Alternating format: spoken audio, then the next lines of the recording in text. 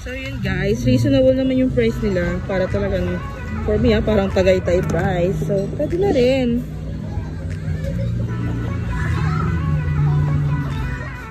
Hello! Baby! Hello! Date mo naman siya? Hello baby!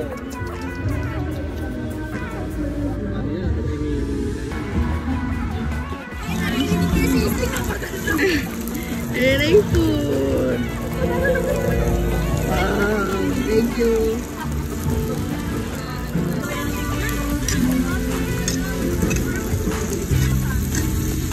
Guys, alam nyo, siya ang welcome sa inyo dito. Hello!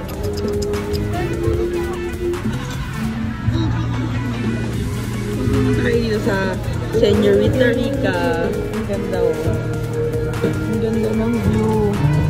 Tapos okay din yung food. Parang for me, parang Tagaytay price. Ayan.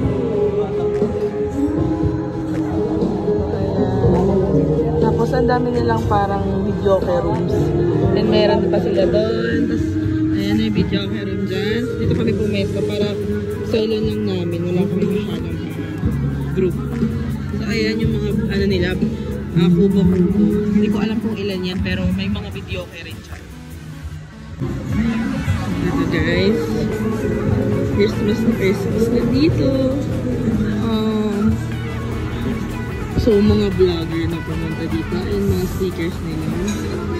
So ayan, dito kayo papasok pag pupunta kayo.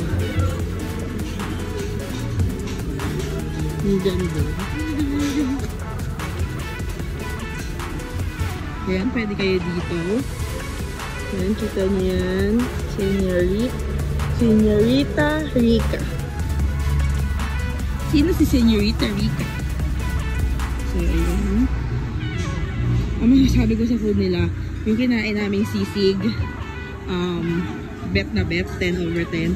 Yung pancet, matabang siya, pero syempre titimplahan mo naman ng toyo kalamansi. Yung matcha nila, okay din. Syempre, lasang matcha. Yan yung in-order namin.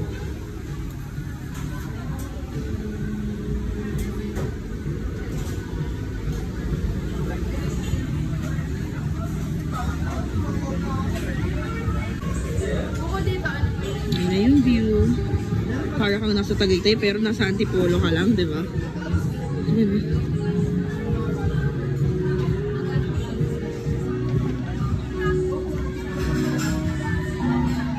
Guys, sa susunod aakyat na ako dyan. Mas maganda yung view dito.